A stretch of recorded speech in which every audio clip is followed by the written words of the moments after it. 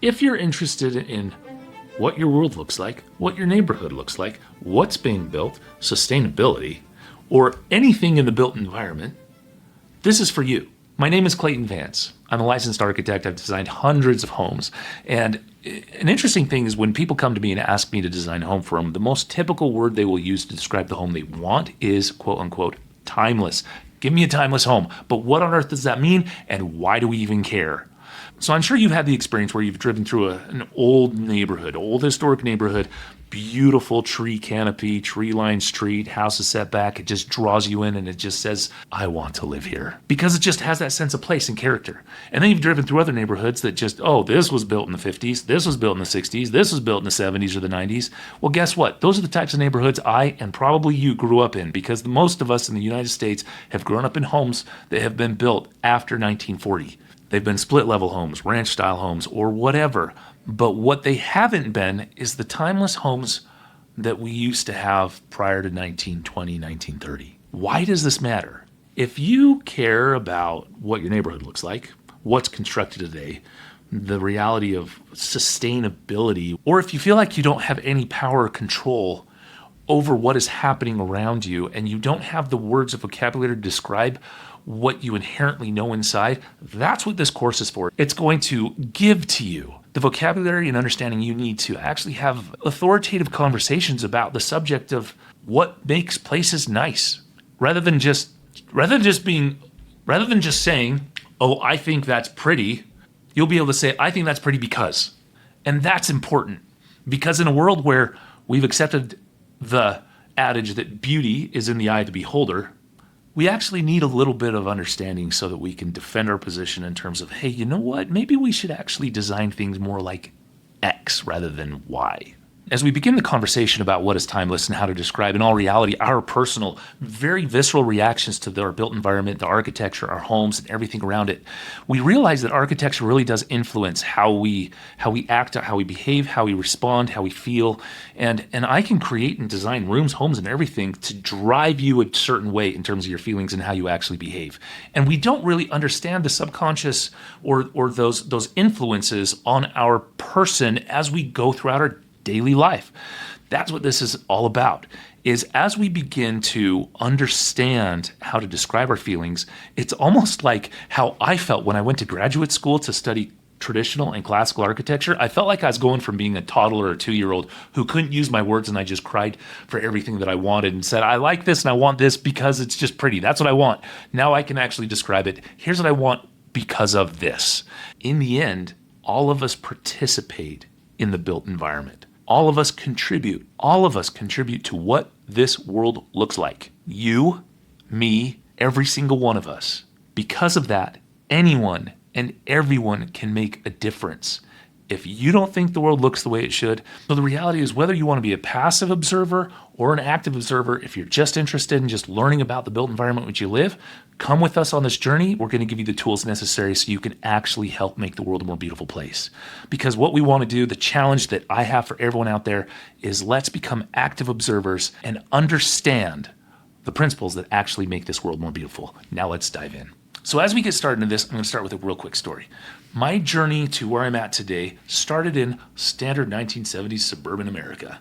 It was 1970s, 80s homes, split level. That was what I was used to. I did not have the architectural privilege of growing up on the East Coast like many of you do in beautiful 2-level 5-bay colonial homes or where architecture is actually really pretty. I was in those more modern subdivisions that had no stylistic consideration. It was form follows function at its finest. And so it wasn't until I was studying under some of the best architectural historians and theorists that I was able to begin to extract myself from the environment that I'd grown up in and come to love and know, which was the split-level suburban world. And I began to realize that, oh, this is a choice.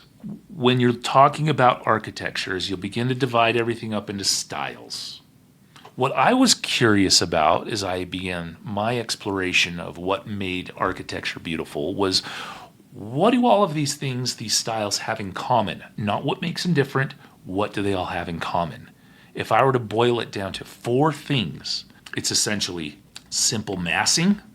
We'll describe what that is talking about. the use of natural materials. The most complicated one being order. It's an architectural word. And we'll describe what that means through what I call visual hierarchy, and we'll get there. And also properly proportioned details. These are the four things that every single timeless architecture has in common. As we dive into massing, the primary thing to think about is historically, homes were super simple. It would essentially be, a cuboid shape, whether it be a square or rectangle, extruded up to 3 dimensions and with a prism on the top of it. It's a triangle, whether a gable or hipped roof or something, but it was a very simple form. It looked like that, right? It was a rectangle roof on top in 3 dimensions. It was a little house. Cute little house, whether the door be there, whether it be there, but windows, very simple in its form, its overall shape. Everyone can see that that's a house. Historically, there were 3 things at the turn of the last century that changed the game forever. The car, mass adoption of the automobile, air conditioning, and what you were able to actually, and where you could put the kitchen, and also indoor plumbing.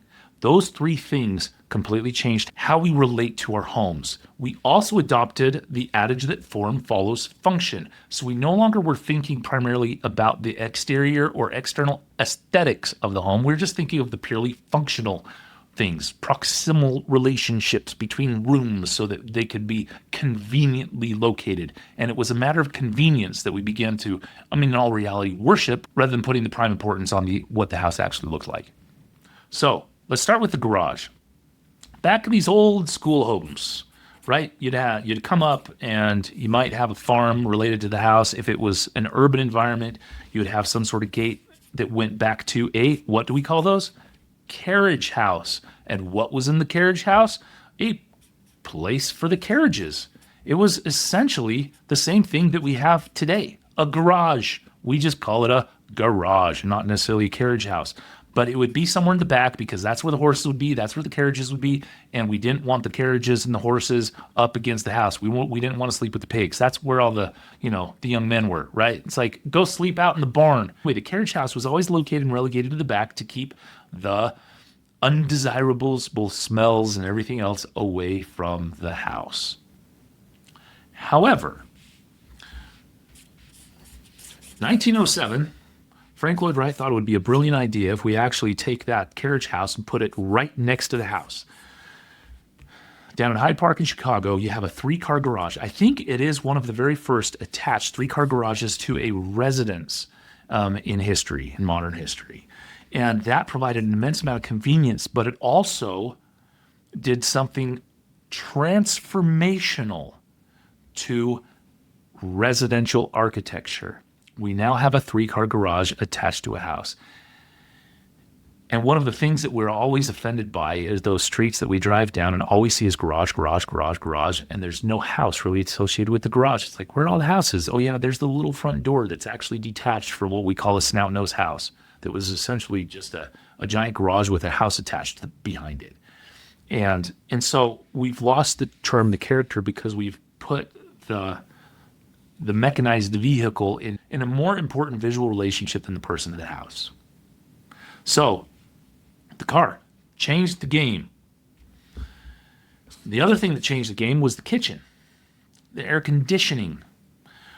Kitchens used to be an outside event, or at least in the basement, because they let off so much heat that you didn't want them inside the house. It also potentially burns down the house. And so they were in buildings that were outdoor.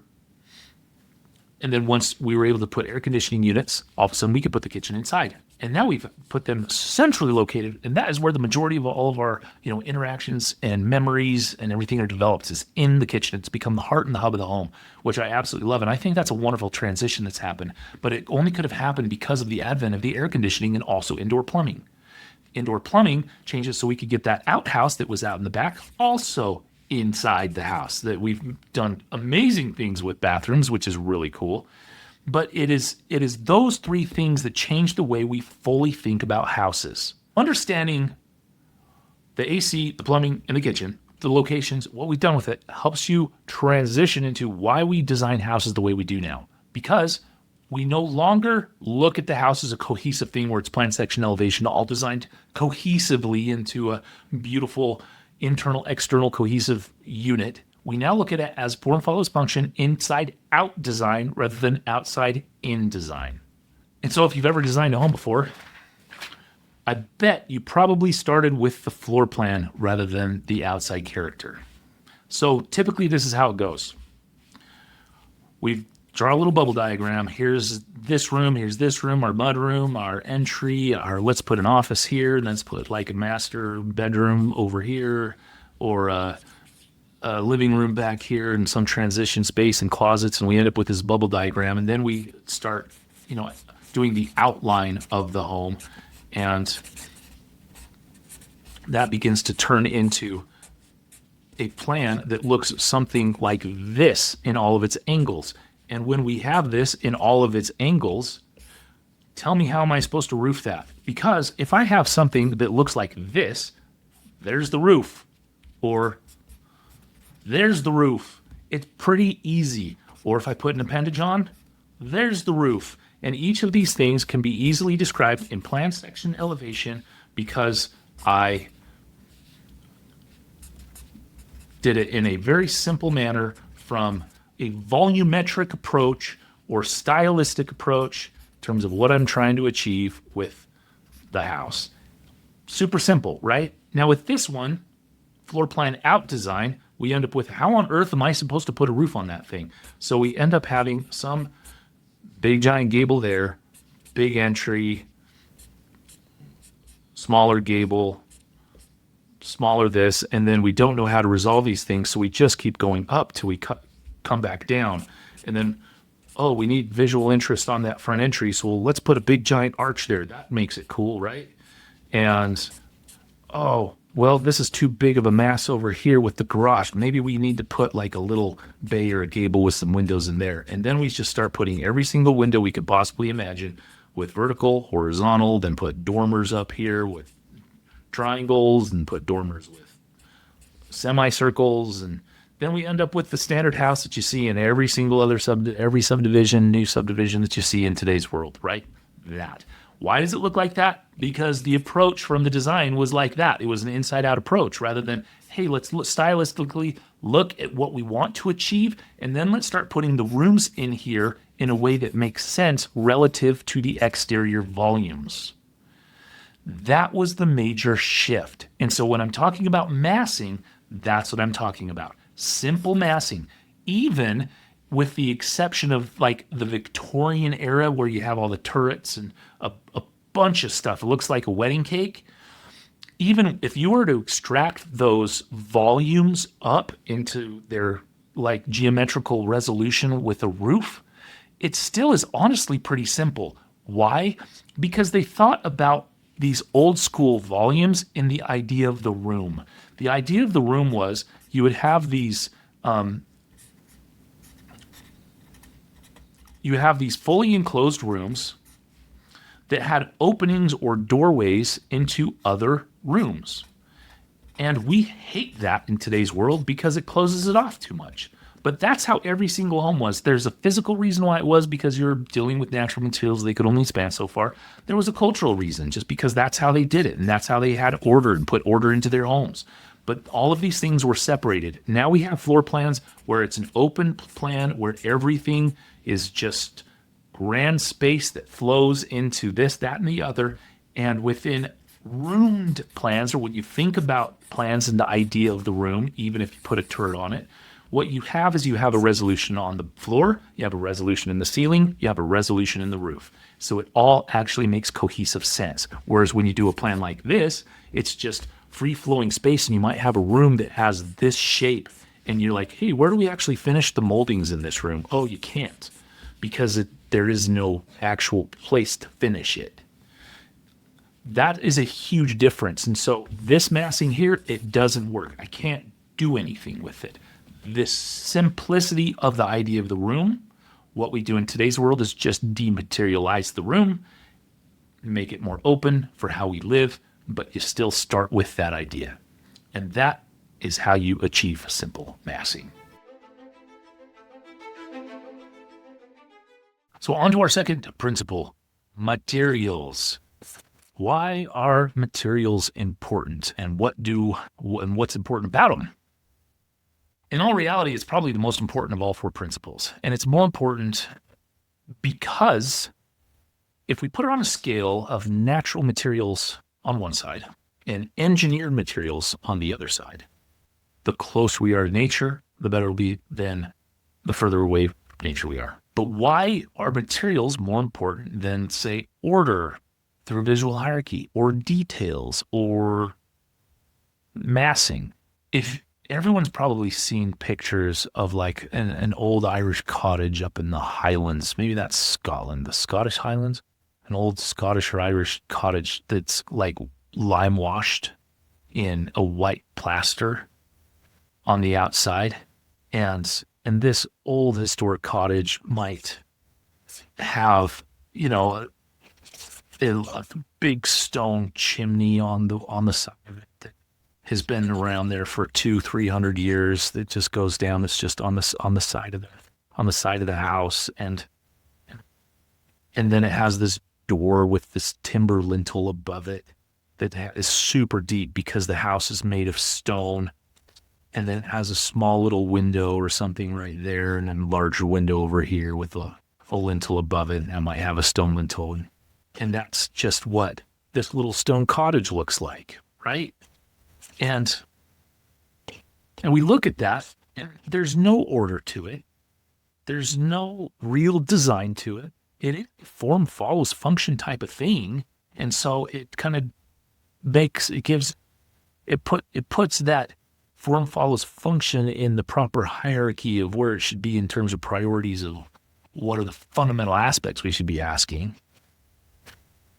And so what does this do for us? It shows us that natural materials extracted from nature, put into building and or architecture, that then begin to return back to nature, their natural state, just have a charm about them that is objective. It's just charming. It's beautiful. There's something that we love about ruins. There's a mystery about it, a mystique.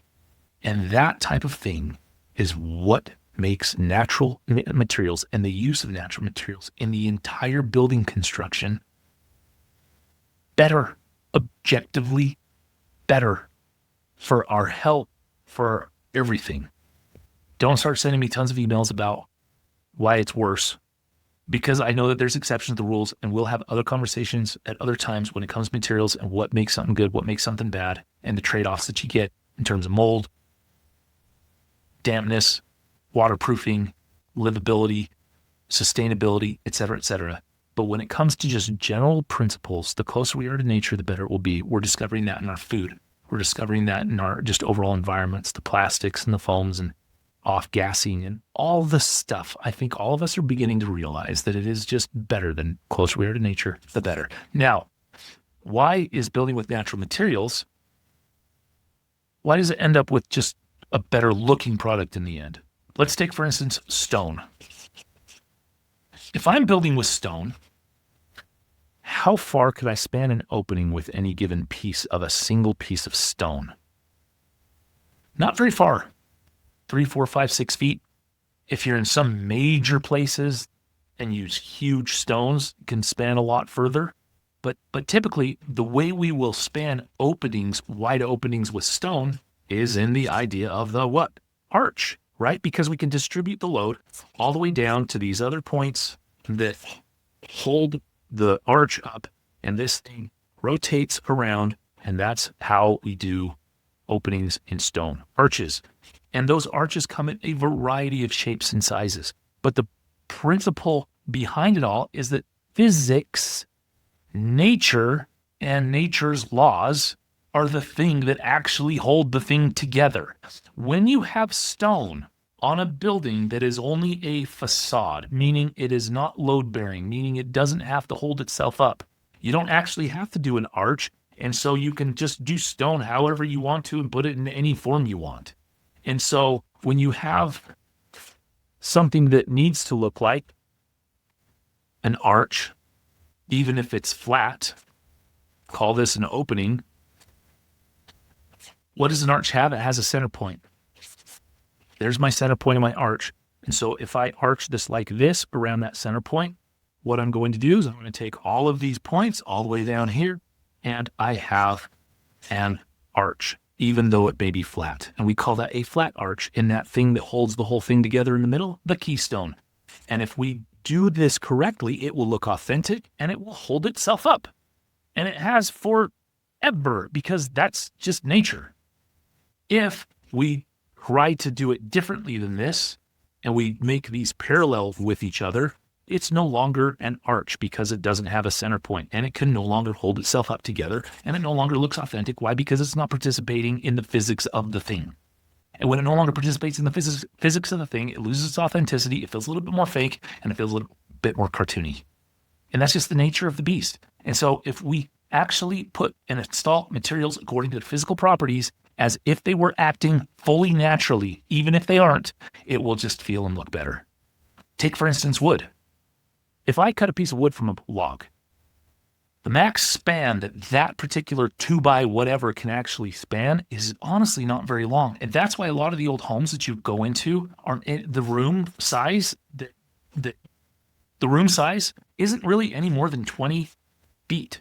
It's like 16 to 20 feet is a very typical room size. And so you'd make furniture to actually fit the rooms that you would have, because that was the max span on the materials that you were dealing with to build. Once you go to engineered materials, and you can start using engineered joist, TGI, and everything else, which is a truss joist, and it's shaped, its cross-section looks like this, and we've seen these all before. They can begin to span a lot further than 20 feet, 20, 23, 24, and our rooms just get bigger and bigger and bigger. And then we can have big, giant glulam beams, which are beams that have been glued together that span even further, that we hang our joists off of. And then, anyway, we come up with all these new inventive ways outside of timber construction. That's an interesting point. Timber construction, if we really wanted much wider rooms, like you had in barns, you had to do heavy timber construction. And the heavy timber construction, the 8x8s, 10x10s, that would span a long way. And you join these things together in things called trusses that took advantage of natural principles and properties to distribute loads in a way that could create space that we could enjoy. And because it was participating in that game with nature and nature's laws, then we had objectively beautiful, cool spaces.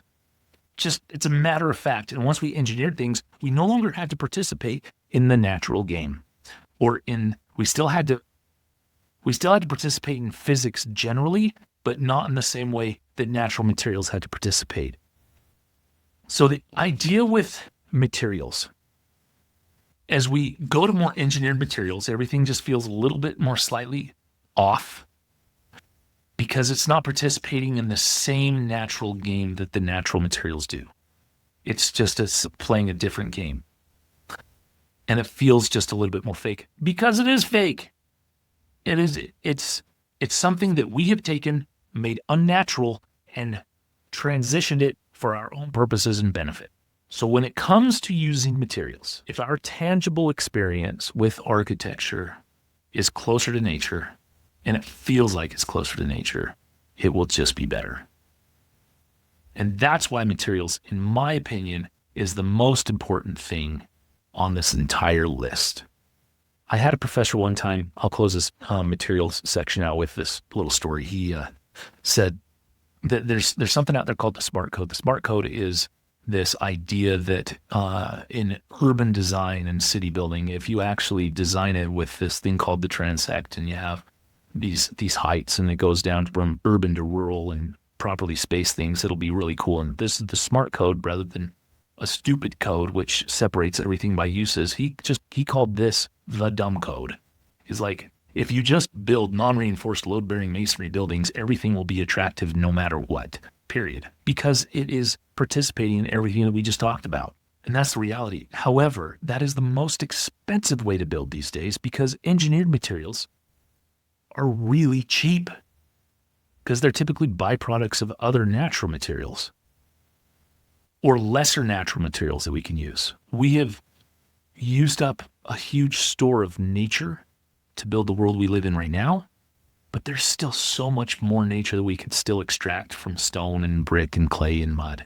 We can still do it. There's plenty there. We just don't. But we can. It's a choice. So now when it comes to this idea of order, principle number 3, order through visual hierarchy. Essentially what we're talking about is elevation, compositional order, because anytime that we have an experience with architecture, there's a relationship that we have with it. And that relationship is generated through what that thing looks like. Meaning, if I know clearly where the front is, where the sides are, and where the back is, that is order. I know how to get into the building, and then once I get into the building, do I know how to navigate through the building? Through the visual cues that the building is sending me. Because if I don't, and it's confusing, then that just adds to my cortisol levels, my stress, and my whatever, and anxiety, because I don't know where I am or what I'm supposed to be doing or how I'm supposed to interact with it.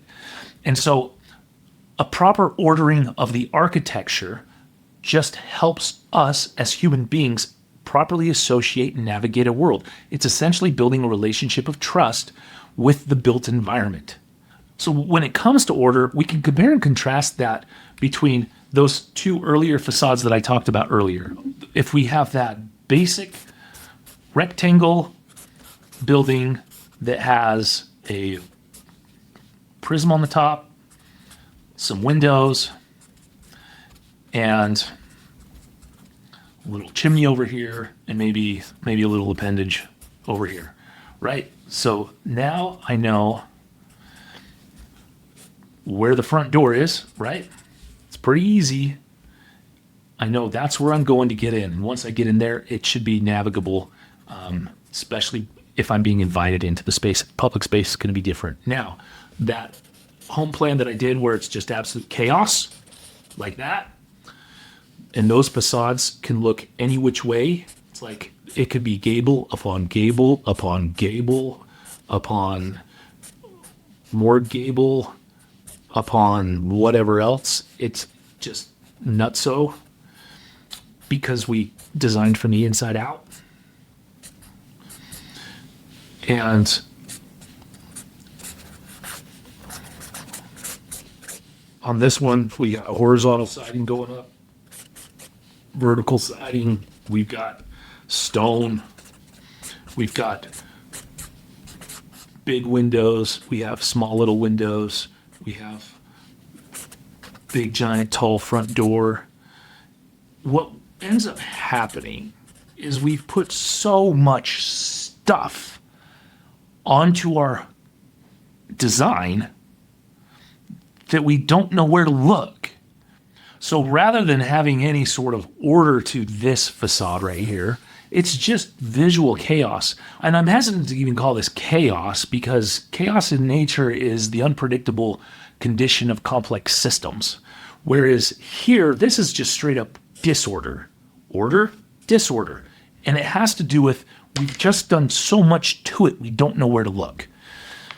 Okay, when it comes to composition, if we look at it from all of the arts, everyone studied paintings and looked at like the golden section and all these different ways and the triangles that go through and where all these things line up. They call like invisible regulating lines that really help you understand beautiful composition. And we're talking about the exact same things. Like, for instance, if you were to play a piano, imagine taking both arms and just going on the keys, all of them, all at the same time. What does that sound like? It's horrible. It's a big giant mess. How about if I just take one note and go boink, boink, boink, boink, boink, boink, boink, boink, and it's the exact same note over and over and over again? That is essentially what we'd call a cookie cutter subdivision. If I put another finger on and I get a chord that's in harmony, then I put another finger on. And what if I put another hand on? Then what if I actually make a real composition with chords and notes that are in harmony with each other? That is a beautiful composition. Where if it's just blah, blah, blah, chaos and disorder, that's not really a beautiful thing that we want to participate in. And so if you look at architecture as petrified music or just composition that is petrified or still, we have the same relationship.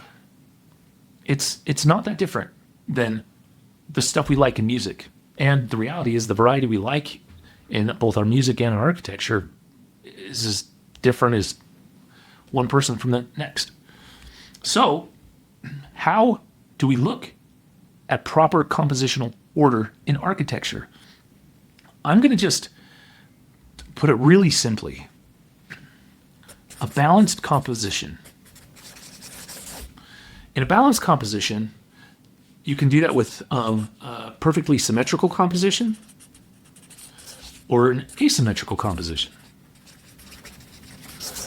And in a symmetrical composition, essentially what that means is the left side and the right side are exactly the same.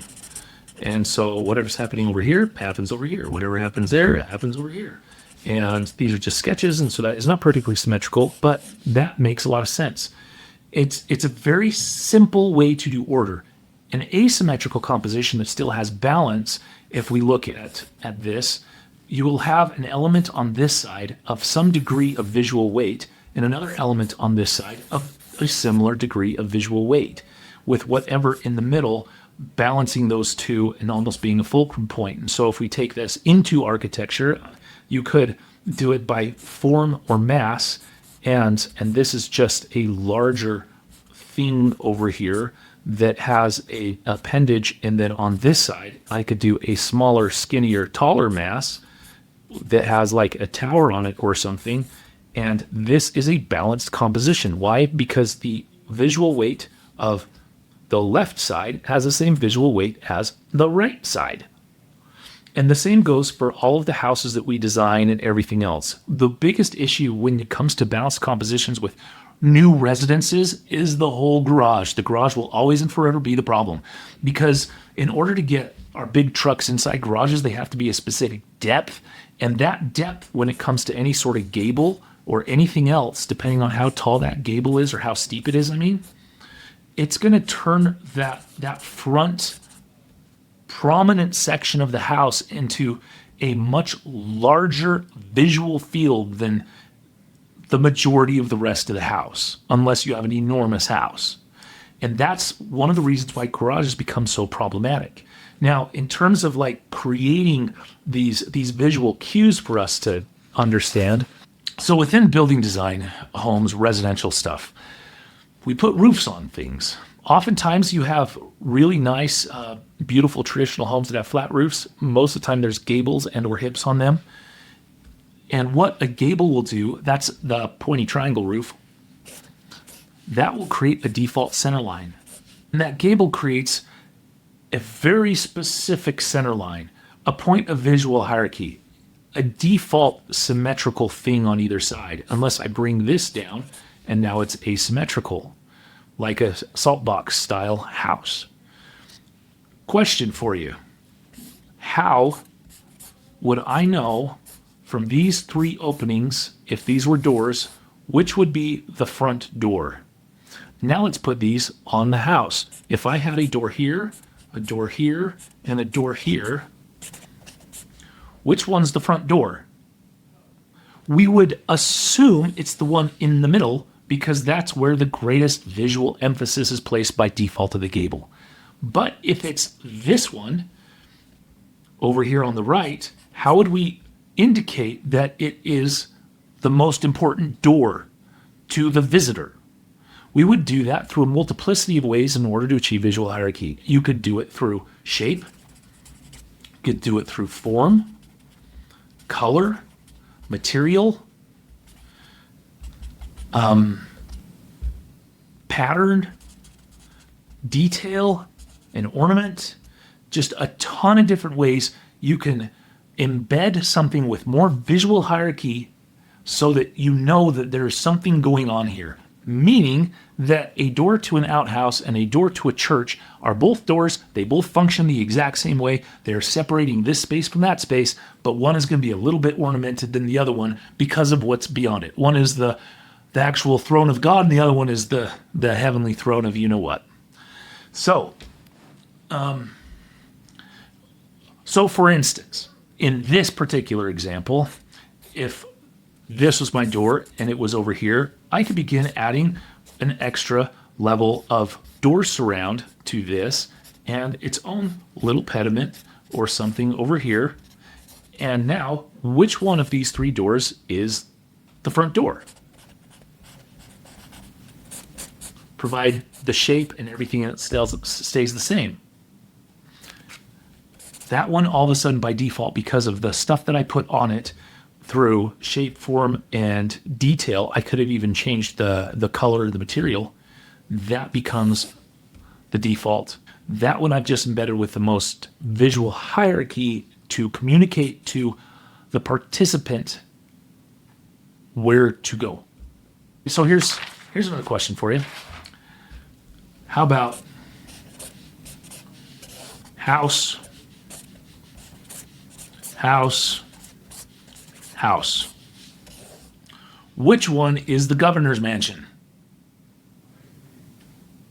I have no idea because they all look exactly the same. How would you put hierarchy in it? This way. Maybe just increase the size of it a little bit, put a couple columns in the front, put a pediment on the top of this thing, maybe put a little hipped roof on it.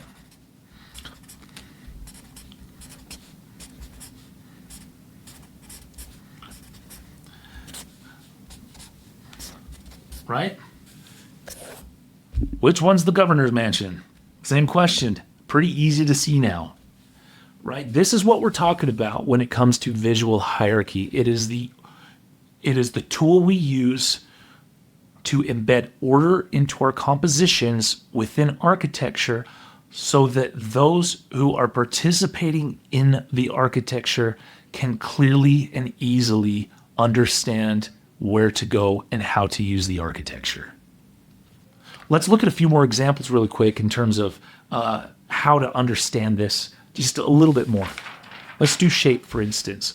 Okay, we have shape, shape, shape, shape, and shape. They are all the same shape, essentially.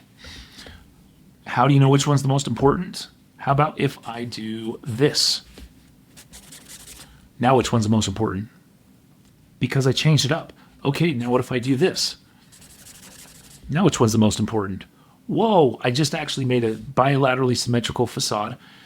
And I created a default center. All of a sudden that center, because it's framed by two bookend elements, becomes actually more important, even though it may be the same as the others. But if I really wanted to emphasize it, I could begin adding some stuff to it that would begin to emphasize that middle one even more, right? I put a gable on it. I reinforce the default center. However, now what if this was supposed to be the most important one and I had already done this? You could do something in terms of overall scale or overall size and divide this up so that the opening actually just gets overall bigger. And because it's bigger, it will command more visual weight and then require more attention. And so now I'm turning into the McMansion problem because I'm starting to add too many things to the overall composition and it's becoming disordered. So if we get rid of that example, we do a very similar thing. How about if we have shape, shape, and we want to maintain both shapes, but we want to embed visual hierarchy through ornament or detail, and it's the exact, and there's no default center line or anything else. How do we do that? Well, we could begin to put patterned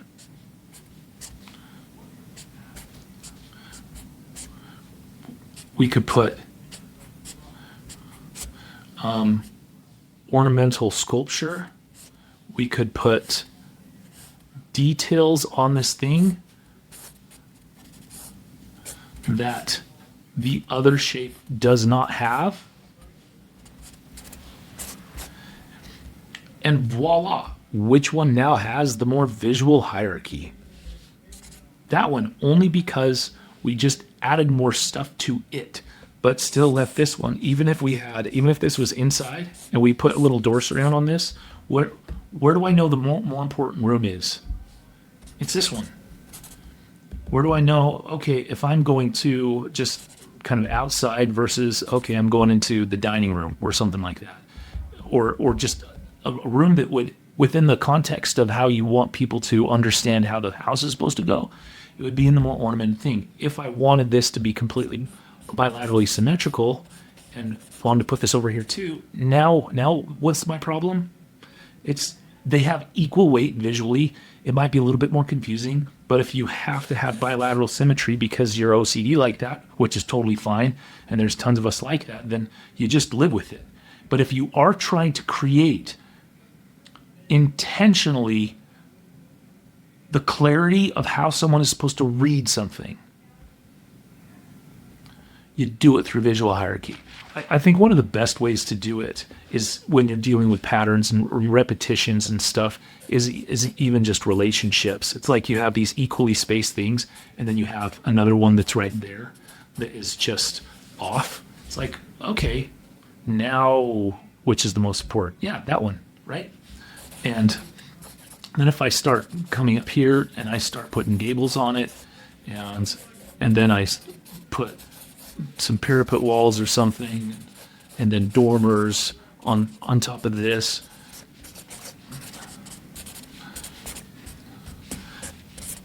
and do something over here, it's like, all right, so how do I have a center, I'm going to just leave that as a question mark.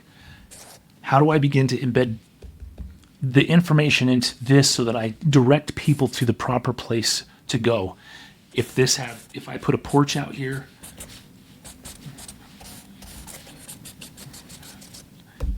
and I'll tell you what, if all of these are equal in terms of the openings behind this, and I do something pretty special over here, it'll be pretty obvious, especially if I do the walkway right there. So now let's just talk about the world that you live in, because I live in it too. Now, what we've done with our building types, with the way that we use architecture because we want to be cool, is now we just have, let's say, building, and building.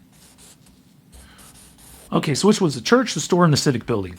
Well, guess what? In flat, modernist architecture, whatever, it's like, I guess all of them could be any of them, right?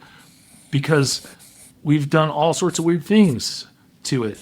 And it's like, all right, now we're going to put roofs on it that really don't make sense, and a bunch of windows. And we make it look like an Excel spreadsheet.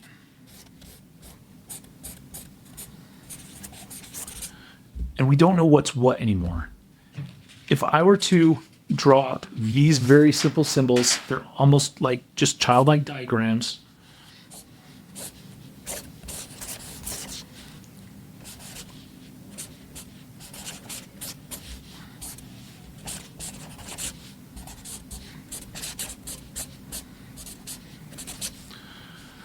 What is that? I don't need to answer it for you because it's pretty easy. It's church. Okay, so how about, and this is going to be kind of Western U.S., and in all reality, it's going to be everywhere on the planet, because even in the East, what'll happen is you'll still have these gable or temple front types of buildings representative of government and civic institutions that represent the people who are governed. And so it has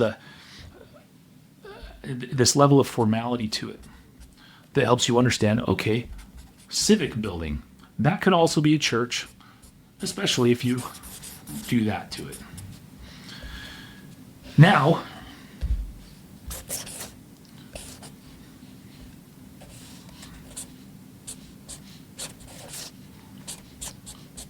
just basic, simple storefront. That. So in terms of form, the one typically in societies that built cities like this and traditional architecture like this one had the greatest visual hierarchy, and then it just went down from there. And the same applies for your houses and the world in which you live. It's how you read the world. Order through visual hierarchy. It's something that you really haven't paid attention to before, but I'm telling you, when your church and your civic buildings and everything else looks like just a bunch of warehouses, you'll lose the collective understanding of how to read architecture. And so now to the final principle. When you go through every style historically, what do they all have in common? They have properly proportioned details. And the details is where you have an infinite variety of expression. Really what I like to describe it as is, if you're looking at, a dude or a lady, and you can tell just by the type, it's like, oh, it's a dude or it's a woman. And that happens most of the time. But typically what you can have is a general type. And it's just how we understand and read the world. And architecture falls into the same thing. And so when you're looking at the type, we get it, but there's an infinite variety within the expression of the details, meaning that my eyebrows are different than your eyebrows. My ears are slightly different shaped. My eyes, everything is just slightly different in terms of its overall proportion and detailing. However, the general proportions and the general relationships of everything and the parts, the pieces to the whole are the same proportionally, regardless of how tall you are. And that points towards how to understand traditional detailing regardless of style. And so where details go wrong is when you overscale, right? If I were to take my nose and I were to blow it up to like 4 times as big as it is, all of a sudden it would look a little bit cartoony, wouldn't I? And then if I brought my eyes and I made them 2 or 3 times as big as they should be in nature, now I'm going to look like a Disney character. And that's what we call the Disneyfication of everything. Everything is beginning to look like a cartoon. And it looks like a caricature rather than having the full embedded character of the authentic proportioned thing. And it has to do with how we deal with details. Now, what I'm talking about is, let's do a simple example. For instance, in classical architecture, we have something called the entablature. The entablature is the part and piece that sits right above the capital, and that capital is a column. And so that entablature consists of 3 different parts: architrave, the frieze, and the cornice. We'll talk about all that stuff later, but that's neither here nor there. But in the end, the relationship of this terminating piece up here, of all of these parts and pieces, they all relate to each other in a very specific modular way. And so this terminating molding, which is called, we typically call it crown, but the reality in classical architecture, it's called a cyma, meaning a wave. And it's a certain scale. And at that certain scale, it works. If we take that scale and it's supposed to be this big relative to the whole composition, and we make it this big relative to the whole composition, and it grows huge, and we put that on top of a building, all of a sudden we have turned that into a giant cartoon. And there's my door, right? But if I do this and then it's on, that's still completely overscaled. But what we're talking about, the idea is, if you overscale your details, they're going to look like a cartoon and fake. And this is where the rubber meets the road. You can get a whole bunch of the other stuff wrong. If you get your details wrong, that's where you're really revealing your hand in terms of how much you don't know about what you're doing. And I was there. That's how I started my architectural journey. In fact, my very first project I did at graduate school, my professor comes up to me and he's like, that's really nice, but there's something wrong with it. What's wrong with it? And what I had done, and I had almost already watercolored this whole thing, I had put 2 crown molds right on top of each other. When you understand the order of the moldings, you got a crown mold, then a bed mold, all of a sudden it actually has a proper ordering device to it. And understanding that language and how those details relate to each other is super important to making something feel authentic. Why does that matter? Because all of our stuff feels fake. And I think most of us are sick of living in a fake world. And if we don't want it to feel fake, we need to actually do it based on the language that it's trying to speak. So where do the details typically go wrong? Most of the time, it's going to be in the relationship of the capital of a column to the entablature, which has a particular alignment. Oftentimes we'll put roofs in the wrong spot, we'll put moldings in the wrong spot, we'll do stuff and just put it in the wrong spot. And then we'll put the wrong molding, and then we'll just put bigger moldings in than we should do. And so when we look at a molding, a detail, what do you see here? You see squiggly line, right? However, squiggly line actually means something. And then there's another squiggly line and more squiggly lines. And the arrangement of these squiggly lines when it comes to a building section is absolutely critical in understanding how to achieve some level of authenticity in your designs. What has happened to me on multiple jobs, I've gone up and people essentially see squiggly line, and so then they just put squiggly line, squiggly line, squiggly line in terms of the moldings, and it's all in the wrong order, all the wrong shape, all the wrong sizes in the wrong places. And I'm like, oh, criminy, tear it all off. No one followed the drawings, but the reality is someone didn't really care to follow the drawings because they couldn't really interpret the drawings. So step number one in all of this, and I get it, if you're a builder listening to this right now, don't get mad at me, because all of us can prove all of us were there and all of us need to get better. If you're an owner, this is what you can do, is go to your builders and say, hey, do you know what the difference between the assignment and the Corona and the bed mold is when it comes to my entablature? And if they actually can point out all those things, it's like you got a dang good builder. And so understanding the language and the parts and the pieces and how these things go together will help you be a better and more discerning consumer, so that you can better pick both the homes, the products, and the builders to get a more authentic, beautiful world. And understanding some of the basics of the language of these traditional languages of architecture. And I know I'm just pointing out classical stuff, but this is the foundation of everything. This goes back to Egyptian, it goes back to Greek, it goes back to Roman classicism, and everything afterwards in terms of Greek revivals, any sort of neoclassical revival, any of the styles that you want to, Victorian, all this stuff. This is understanding these fundamental principles and how these details go together will help you make a more beautiful and timeless home.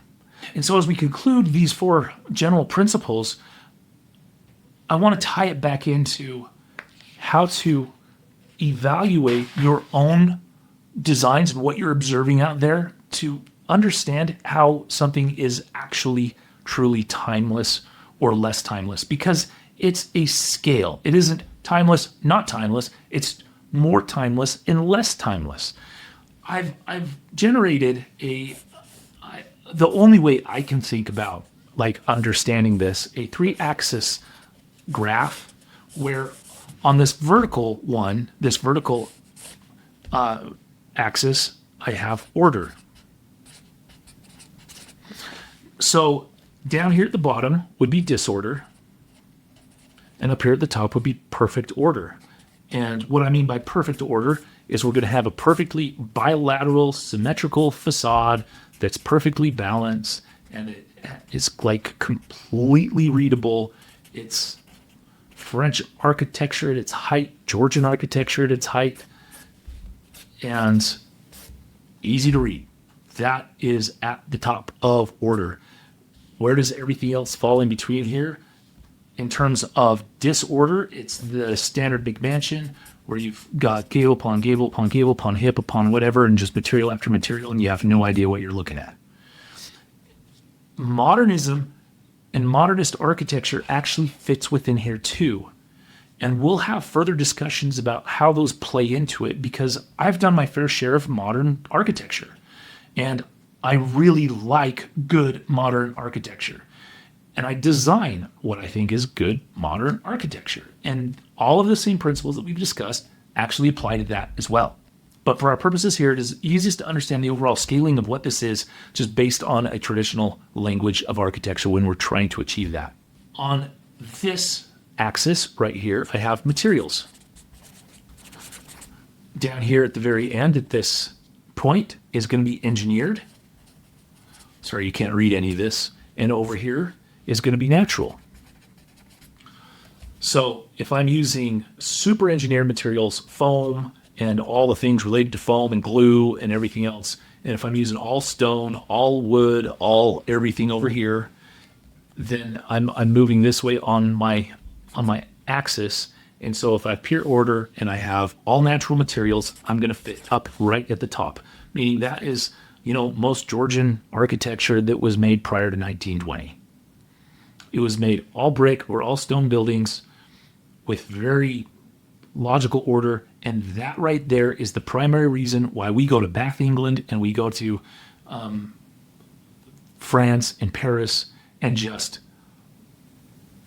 bask in the magic that type of environment provides.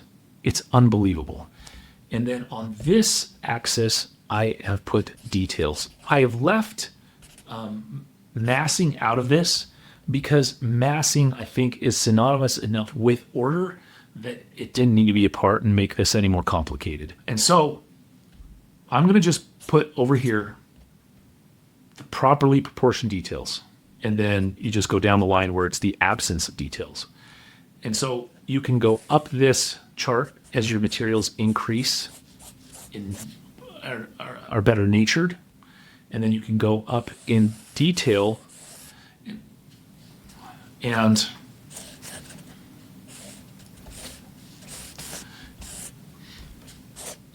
so if you find yourself here at the top point of this particular chart, we will call that point timeless. And the reality is, can we all admit that that is also objectively beautiful? I think we can. That is the point where you do hit it's objectively beautiful. Because even if that returns back to nature, no one takes care of it, as it decays back into nature, it will still be beautiful. Why? Because it's returning back to the conditions from whence it came. And it will be embedded with the mystique and character and mystery that comes from having ruins. And if you've ever traveled through a ruined church or castle, anywhere in Europe or England or anywhere else in the world, there's something about it that just has this air about it. It's like, wow. When those archaeologists were discovering the ancient ruins in Mexico, when they were discovering ancient ruins in Angkor Wat and these other places, there's just something about the ancient civilizations that the reality is homes can be the same thing if they're built with natural materials. But the reality is we won't ever build with fully natural materials again unless we choose to, just because of how expensive it is and impractical it is and the lack of craftsmen. But in order to understand how timeless our homes are that we are doing right now, we can actually just put them on this chart in this graph and realize, okay, I can accept a home that sits right about this line where I'm using not fully natural materials, but engineered materials. And so I'm using my engineered joists, my engineered this, and my engineered that, and my fake slate cedar roof and all these other things. But it's giving off the appearance of mostly nature. And I am having all of the stuff that I'm touching natural, like stone and plaster and things. And we just have to understand and accept where we're at on this chart. And if we want to be here, you're going to have smaller homes. There's no doubt about it. Because of how expensive it is to build that way. And how few craftsmen actually know how to do all of that, no matter where you're at in the world. And then, if we're fine with that, how much order? And so you can actually be at the top of order on this chart, right? Even though you're using those materials, and you can be perfectly detailed. And so you can be right here. The ideal is to be over here. But if all we can do is just get to that point, or even that point, or this point, then we will get closer to timeless. What we want to avoid is being down here in this quadrant, which is no order, no detail, all engineered, and that is where trendy is. Trendy, trendy, trendy. And that's going to go out of fashion as quick as the 1970s did. And so when we're looking at timeless, I personally believe it's a moral obligation that we owe both to each other as fellow citizens of this planet and also the world, that we really do need to pursue understanding all of this stuff so that we understand the commonalities that made the world that we currently have inherited. And then understand the differentiation differences that made the world that we are currently making. And then figure out how to reclaim the stuff that made things more timeless. So thank you for joining us on this course on Introduction to Timelessness. There will be a lot more after this where you can dive in even further and understand these principles at a much deeper level. So thank you for staying with us all this way, and we'll see you next time. This is Clayton Vance.